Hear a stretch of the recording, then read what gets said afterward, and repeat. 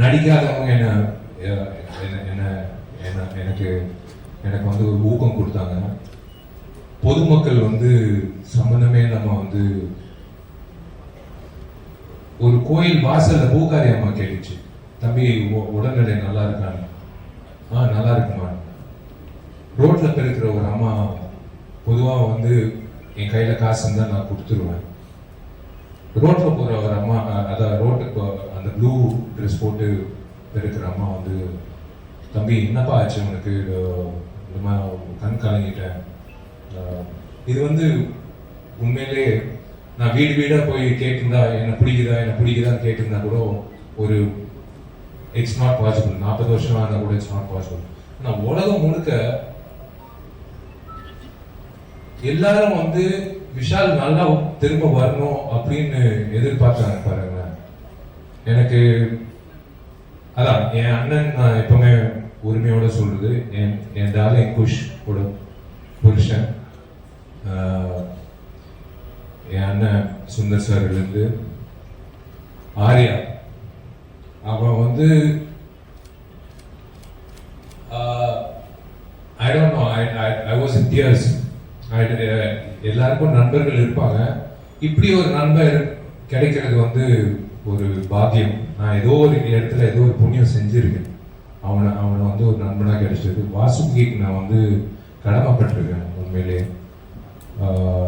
உண்மையிலே சொல்றேன். அந்த ஃபங்க்ஷன் வந்து doctors told me not to go for the function. They told me you are trembling, you have severe fever, it's more than 1 or 3, you are trembling. நான் ஒரே ஒரு விஷயம், எனக்கு வேஷ்டி சட்டை மட்டும் கட்டி கொடுங்க. நீ கேட்க மாட்டேன், சொன்னா கேட்க மாட்டேன். நான் கண்ணாடி முன்னாடி போனேன், என் கண்ணாடி முன்னாடி ஒருத்தர் தெரிஞ்சாரு, சுந்தர்சி. 12 வருஷம் நாங்கள் 2 பேரும் வந்து ஒவ்வொரு வருஷம் பேசிப்போம். இந்த வருஷம் இந்த படம் வந்தால் சூப்பராக இருக்கும் ஜி, என்ன பண்ணுறது சார், இப்போ பரவாயில்ல அடுத்த வருஷம் பார்த்துக்கலாம். 12 வருஷம் வந்து எனக்கு ஊக்கம் கொடுத்தாரு. நான் when I felt bad because I gave my heart and soul. ஒரு நடிகன் வந்து விஜயாண்டனிக்கு தெரியும், ஒவ்வொரு படத்துக்கு நாங்கள் எவ்வளோ உழைப்பு கொடுக்குறோம். சண்டைக்கோழிக்கு அப்புறம் எனக்கு ரொம்ப ஃபேவரட்டான படம் மதகஜ ராஜா. ஒவ்வொரு வருஷம் எனக்கு ஊக்கம் கொடுப்பாரு. கவலைப்படாதீங்க ஜி, எப்போ வந்தாலும் ஜெயிக்கும். ஆனால் உண்மையிலே இந்தியன் ஃபிலிம் ஹிஸ்டரியில் 12 வருஷம் கழிச்சு ஒரு படம் வந்து மெகா பிளாக் பஸ்டர் ஆனது இந்த படம் தான். இது நான் பதிவு பண்ணிக்கிறேன். It should go in the book of records. ஏன்னா 4-5 வருஷம் ரிலீஸ் ஆன ஒரு ஆவாத படங்களே வந்து they trash it. ஜனங்க வரமாட்டாங்க. It is unbelievable. 12 years கழிச்சு எல்லாரும், it's by God's grace we are all looking the same, I think. 12 வருஷம் கழிச்சு ஜனங்க வந்து தியேட்டருக்கு இப்படி கோலாகலமா ஒரு, அதாவது கடவுள் சொல்லியிருக்காரு, இரு போது மற்ற படங்கள் பண்ணிட்டு போ, சுந்தரம் நீயும் வேற படங்கள் பண்ணிட்டு போ, வரும் நான் ஒரு தேதி கொடுக்குறேன் அப்படின்னு சொல்லிட்டு ஒரு தேதி கொடுத்தாரு. 9 நாள் லீவ் வச்சு. அப்படிதான் நான் நினைக்கிறேன். நான் கடவுளுக்கு நான் நன்றி சொல்லிக்கிறேன். ஏன்னா நம்ம உழைக்கிறோம், திடீர்னு சில நேரத்தில் அந்த படம் வரலன்னா ஒரு ஆதங்கம் இருக்கும் எல்லா நடிகர்களுக்கும். But I am really happy today. எனக்கு வந்து எத்தனை பேர் என்னை நேசிக்கிறாங்க, எத்தனை பேர் எனக்காக வந்து வேண்டிக்கிறாங்க, எத்தனை பேர் வந்து என்னை லவ் பண்ணுறாங்க. It is blessing. It is உங்களுக்கு தான் நான் நன்றி சொல்லணும். உண்மையிலே நான் அதான் ஒன்று சொல்கிறேன். ஒரு விஷயம் உங்கள் எல்லாருக்கும் இல்லை, சில பேருக்கு ஸ்கூலில் படிக்கும் போது டீச்சர் ஏதாவது திட்டினா வந்து அப்பா அம்மா கிட்ட போய் சொல்லுவாங்க.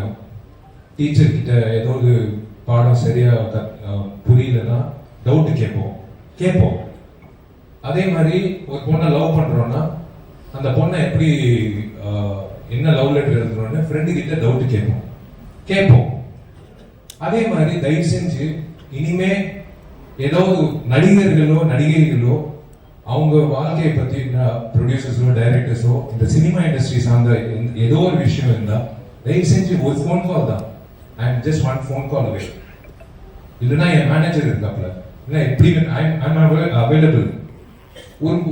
ஒரு டவுட் இருந்தால் கேட்டு நீங்க என்ன வேணாலும் எழுதிக்கலாம். உங்க கற்பனைகள் எல்லாம் இயக்குனர்கள் கொடுத்துருங்க. இயக்குனர்களுக்கு தான் அந்த கிரியேட்டிவிட்டி வேணும்.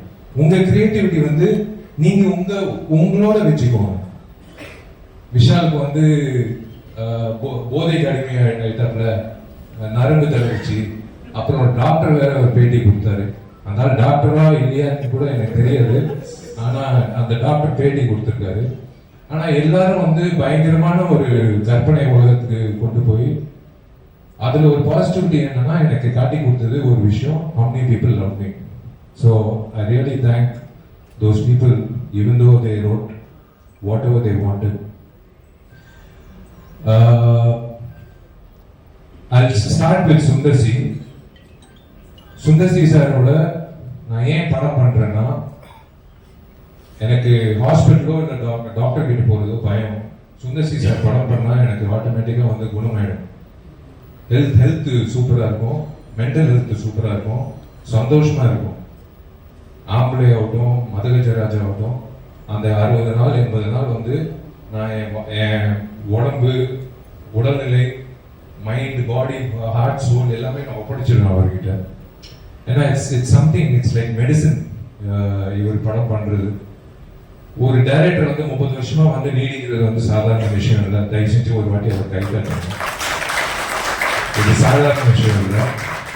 இப்பெல்லாம் வந்து ஒரு படம் 2 படம் பண்ணிட்டே காணாம போயிடுறாங்க.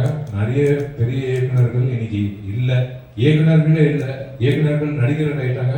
இப்ப நடிகர்கள் வந்து இயக்குனர் ஆகிட்டோம். அதான் சினாரியோ. சுந்தர் சாருக்கு வந்து நான் 12 மணிக்கு ஃபோன் பண்ணி நாளைக்கு ஷூட்டிங் சொன்னா கூட நான் வந்து சைக்கிள் எடுத்து கிளம்பி வந்துடுவேன். ஏன்னா என்கிட்ட வண்டி இல்லை, சைக்கிள் தான் இருக்கு. நான் அப்படி எனக்கு ஒரு பாண்டிங் சுந்தர் சாரோட. I just love him unconditionally. I love the family unconditionally. எனக்கு நாளைக்கு வந்து அந்த சிச்சுவேஷன் வராது. எனக்கு சோறு போடுங்க அப்படின்னு